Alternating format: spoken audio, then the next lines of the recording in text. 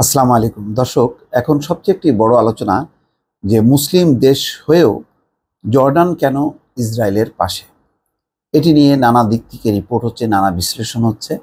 সর্বশেষ একটি বিশ্লেষণ হচ্ছে এরকম যে ইসরায়েলি ভূখণ্ডে চালানো ইরানের হামলা প্রতিহত করা চাপে পড়েছে মুসলিম সংখ্যাগরিষ্ঠ দেশ জর্ডান। অর্থাৎ ইসরায়েলের যে ভূখণ্ডে ইরান হামলা চালিয়েছিল সেই হামলা প্রতিহত করতে যে জর্ডান এখন চাপের মুখে পড়েছে। তাদের এই অবস্থানের বিরুদ্ধে বিক্ষোভ করছে তাদেরই দেশটি, অর্থাৎ জর্ডানের জনগণ এখন বিক্ষোভ করছে। রবিবার ভোর রাতে সরাসরি ইসরায়েলের উপর হামলা শুরু করে ইরান। নজিরবিহীন এই হামলায় ইসরায়েল জুড়ে ব্যাপক বিস্ফোরণের ঘটনা ঘটেছে। ৩ শতাধিক ড্রোন ও রকেট হামলা করেছে ইরান। হামলা হয়েছে ইরাক ও ইয়েমেন থেকেও। জেরুজালেম ও তেল আবিব সহ পুরো ইসরায়েল জুড়ে বেজেছে বিমান হামলার সাইরেন। ইসরায়েলকে রক্ষার জন্য যুক্তরাষ্ট্র ও ব্রিটেনের পাশাপাশি বেশ কার্যকর ভূমিকা রেখেছে জর্ডান। তবে জর্ডানের বাদশা দ্বিতীয় আবদুল্লাহ দাবি করেছেন তারা নিজেদের দেশকে রক্ষা করার অংশ হিসেবে ইরানের ড্রোন ভূপাতিত করেছে, ইসরায়েলকে সাহায্য করার জন্য নয়। এটা একটা মিথ্যা বয়ান, জাস্ট আত্মপক্ষ সমর্থন করা আর কি। জর্ডানের এই বিবৃতিকে ভারসাম্য রক্ষার বিষয় হিসেবে দেখা হচ্ছে। কোনো কোনো পর্যবেক্ষক বলছেন হামাস, ইরান ও ইসরায়েলের মধ্যে যে সংঘাত চলছে সেখানে ক্রসফায়ারে পড়তে চায় না জর্ডান। অর্থাৎ এমন একটা পজিশন নিতে চাচ্ছে তারা যাতে তাদের গা বেঁচে যায়। বিবিসির প্রতিবেদনে বলা হচ্ছে জর্ডানের রাজতন্ত্রের সঙ্গে পশ্চিমা বিশ্বের ভালো সম্পর্ক রয়েছে। গত ২৫ বছর ধরে জর্ডানের বাদশা দ্বিতীয় আবদুল্লাহ পর্দার আড়ালে জর্ডানের সঙ্গে ইসরায়েলের সম্পর্ক একেবারে খারাপ নয়।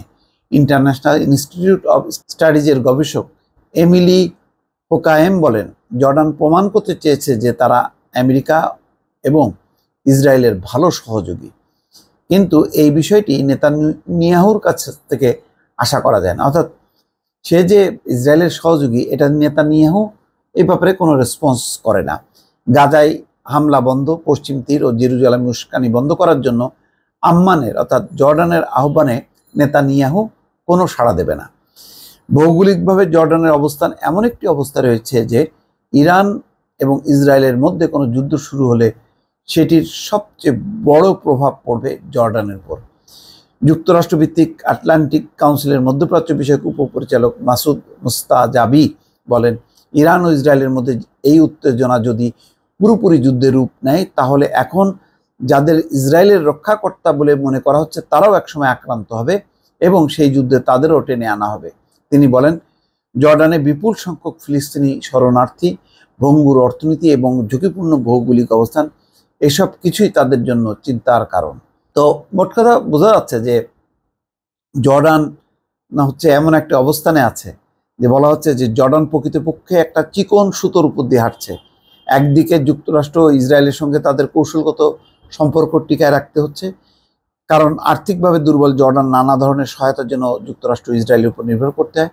অন্যদিকে ফিলিস্তিনির প্রতি সমর্থন অব্যাহত রাখা, কারণ জর্ডানের জনসংখ্যার প্রায় অর্ধেক ফিলিস্তিনি শরণার্থী। ফলে এরকম একটা কৌশলগত অবস্থান নিতে যে জর্ডানের একেবারে বেহাল দশা। এখন জর্ডানের শাসকরা নিজের দেশের জনগণের বিক্ষোভের মুখে পড়েছে। কেন তারা ইসরায়েলের অভিমুখে যে হামলা হচ্ছিল ইরানের, সেই হামলা তারা প্রতিহত করতে গেল। দর্শক ভালো থাকবেন, আল্লাহ হাফেজ।